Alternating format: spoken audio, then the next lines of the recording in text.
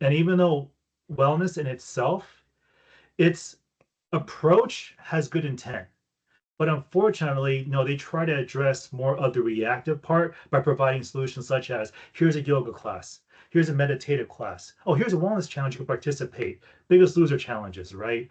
Oh, here's a food nutrition classes. So these ad hoc workshops, webinars, or even they're scheduled and created for the population may be well intended, but unfortunately, they do miss the mark a lot because what we're missing on is the cultural aspect, the core of your organization. Does your culture support employees who have medical needs, who have parental needs? Does your leader state, yes, we publicly support you, and if you need to take time off, please do so. We have policies around that. Are there policies around remote work, hybrid, flex schedules? Do they have policies on extended care for paternal, for new dads, not just new moms, but new dads as well? Do you have a culture of jobs, of work environments where you have daily breaks? Maybe you promote healthy foods during meetings instead of donuts and soft drinks. Are there I initiatives where you believe can do you're a walk and talk? Yeah, I believe you're hitting on, and sorry to interrupt you there because Sure. you're pulling out an issue that I would really love to dive deeper into, and that's we often get into a situation, you're overworked, you get a lot of things to do. You get an insurance provider, they have their EAPs, they have their structured portals, you can log in, you get access to your yoga class and it's almost like a checkbox that is done.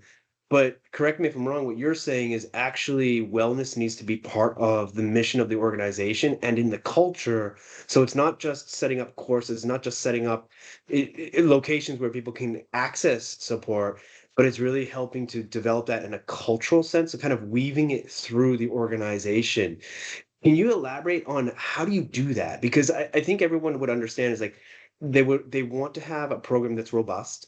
They want to have a program that, of course, is affordable, and they also want to have a program that is flexible, adaptable, and accessible to their employee population.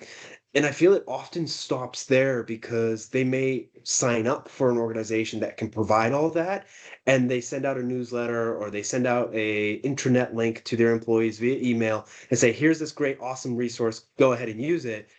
But then if they're not tracking most often, but if they are tracking, they find the population of their employees. Like one organization we're talking to, they do BMI tests every year. They go through population, they do one-on-one coaching for health and nutrition. And what they were saying is very interesting is that often these amazing programs are put together, but nobody knows about them. They go through the struggle, and then at the end of the day, they're like, "Oh, I wish we had this." And the HR is kind of pulling their hair out because, like, we do, and we told you about it, but you never used it. So if we could dive into that integration aspect, and from your experience, could you share some insight of like what makes that successful? How can you make integrating wellness into the corporate culture and make sure that people are actually not only just using these programs, but they're helping them to thrive at work? Absolutely, Michael. And it's a multi-pronged approach.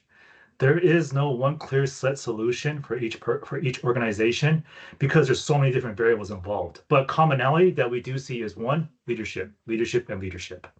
In any industry, regardless if you're private, public, or higher ed, leadership is key in the buy-in aspect. But we also understand too, leadership is also humans just like us. They have challenges and difficulties with their health and wellness as well, whether it's at home or whether it's at work too. So understanding that, usually what I would do, and I've done in the past that's successful, is do a survey. Do a leadership well-being survey, and then do an employee well-being survey. Because what you want to capture is how is leadership approaching their own well